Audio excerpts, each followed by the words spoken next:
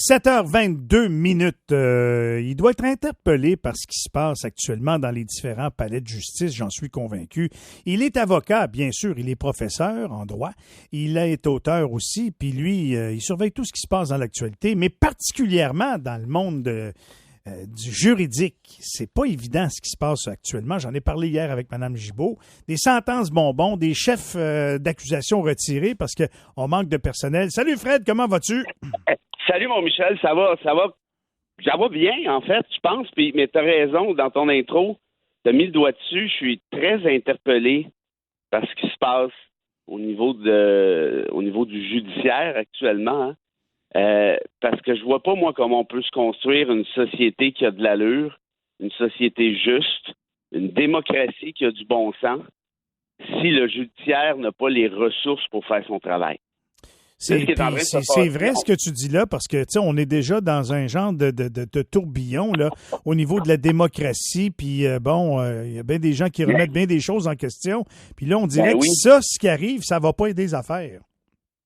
Moi, je me mets à la place de n'importe qui connaît pas trop comment ça marche, un palais de justice, et là, qui voit dans le journal de Montréal qu'il y a des peines bonbons qui sont négociées avec des gars accusés de trucs, là, pas de vol de gomme ballon, là, de meurtre, de violence conjugale, de voies de fait armées, et ainsi de suite.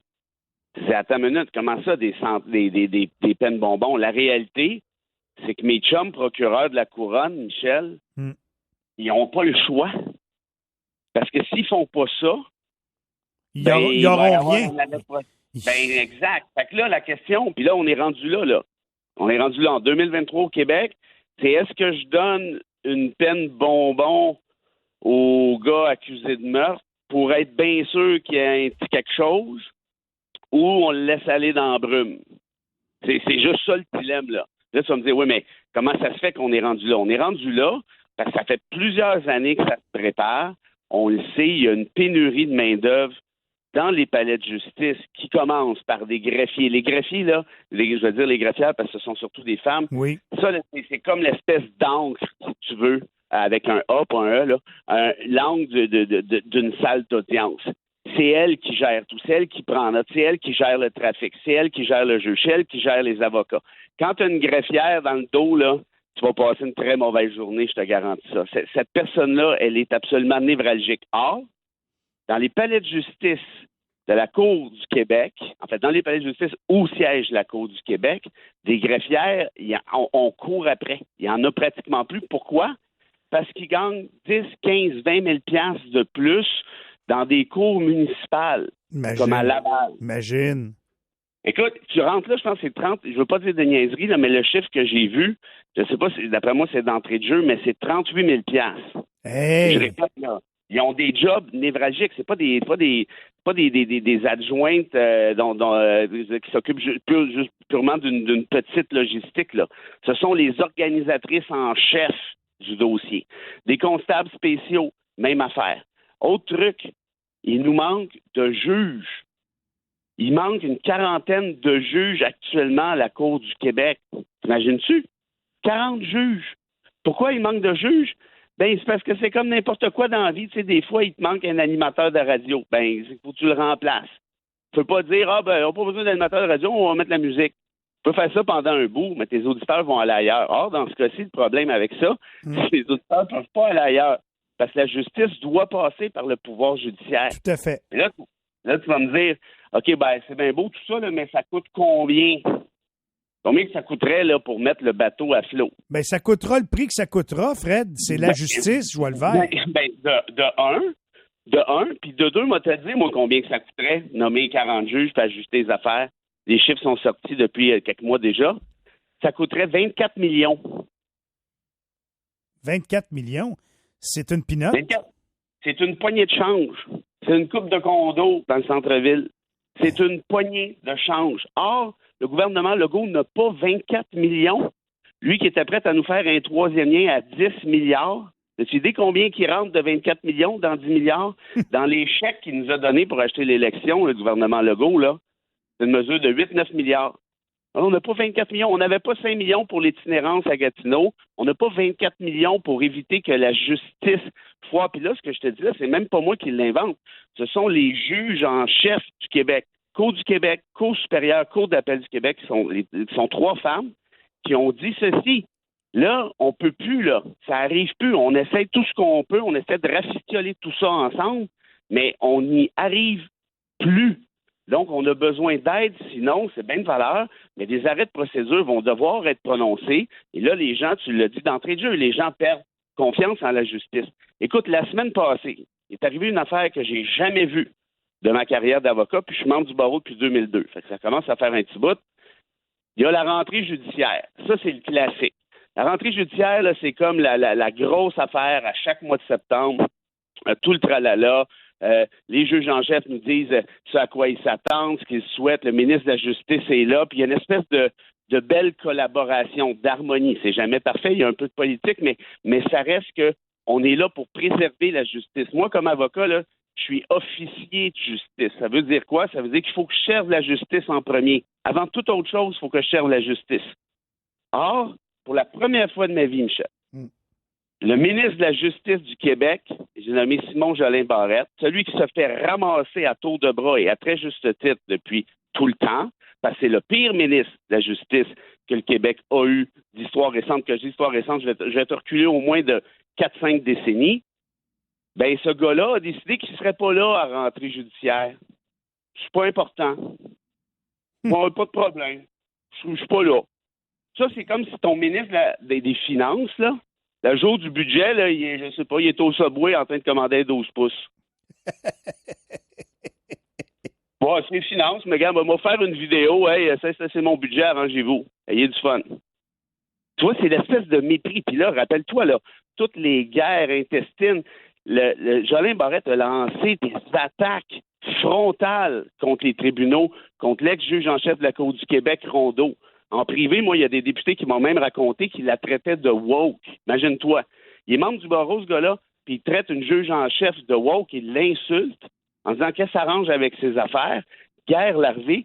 La Cour supérieure est obligée d'intervenir à plus d'une reprise pour dire c'est pas de même que ça marche, là. Vous pouvez pas faire ça comme ministre de la Justice, nommer des juges de même en passant à côté de ci puis en passant à côté de ça. Vous pouvez pas faire ça. Et là, récemment, on apprend, en fait, au printemps, que ce gars-là a annulé des appels d'offres, pas des appels d'offres, pardon, mais des appels de candidature pour pouvoir nommer un de ses chums à Bécomo, un gars qui a célébré le mariage et qui est parrain de ses enfants. Ça, c'est pas plus grave que ça, j'imagine. Bien, ça a une apparence mais il y a eu quoi? Il y a eu une vérification là-dessus, puis il n'y a rien fait, il a rien fait d'illégal. C'est beau. Ouais. Ben, je ne sais pas, écoute, je ne vais pas critiquer à outrance le rôle du commissaire à l'éthique. Mais moi, je sais une affaire dans la vie. C'est que si j'ai un comité indépendant pour nommer tel candidat, j'annule ça. Puis à la place, je dis, hey, non, annulez-moi ça, là, moi, je vais nommer mon chum Langevin. Ouais, mais pourquoi Langevin? Langevin, il a appliqué, puis on n'a pas retenu sa candidature. Non, moi, je vous dis, Langevin, ça va être Langevin. Ouais, mais t'es pas chum avec Langevin, toi? Ouais, justement. Ouais. Pas le droit de nommer mes chums?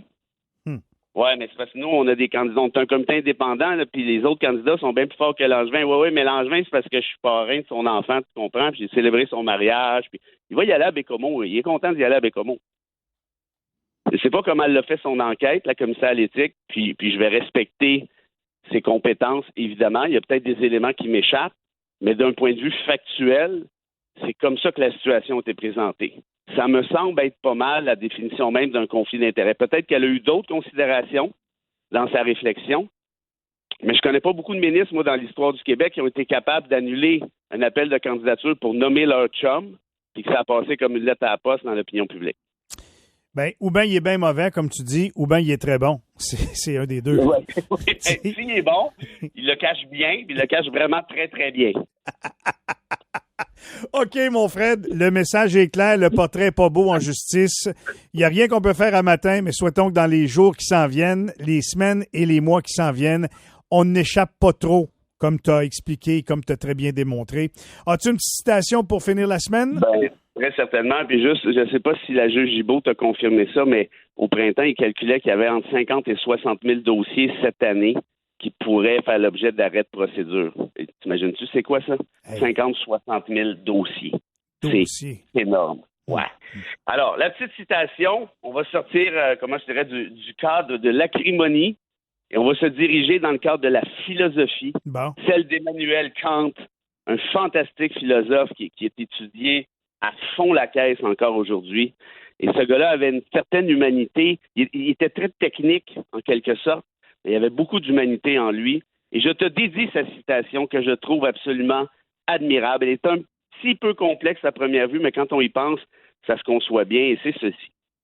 Agis de telle sorte que tu trouves toujours en toi-même l'humanité et que tu la trouves en autrui de la même façon, que cette humanité soit une fin et jamais un moyen. Disais autrement, quand on se regarde soi-même, quand on regarde autrui, quand on regarde l'humanité qui est en nous, qui est chez les autres, il faut essayer d'y voir une fin, un objet, une essence, plutôt qu'une utilité. C'est assez intéressant. Complexe, mais intéressant, effectivement. Fred, il y a juste toi pour nous faire vivre ces moments-là. Je te remercie. Passe un bon week-end, puis on se retrouve la semaine prochaine. Gros câlin, mon ami. À tout le monde. Salut tout le monde. À bientôt. Bye-bye. Fred Bérard. Avant d'aller retrouver Louis Lacroix, avant de passer aux manchettes avec Michael, il parle d'humanité. Hier, il y a quelqu'un qui m'a fait parvenir une vidéo qui émane de l'école secondaire Hormidas-Gamelin. Et sur la vidéo, vous voyez des ados qui sont dehors en train de chiller, comme ils disent. Puis pendant qu'ils chillent, il y a quelqu'un qui filme derrière deux adolescentes qui sont officiellement des chats. Puis qui sautent sur le gazon comme des chats. Puis qui marchent comme des chats. Je voulais juste vous dire ça. 7h34. On s'arrête dans quelques instants. Le meilleur, Michael, puis l'autre meilleur, Louis Lacroix. Restez là.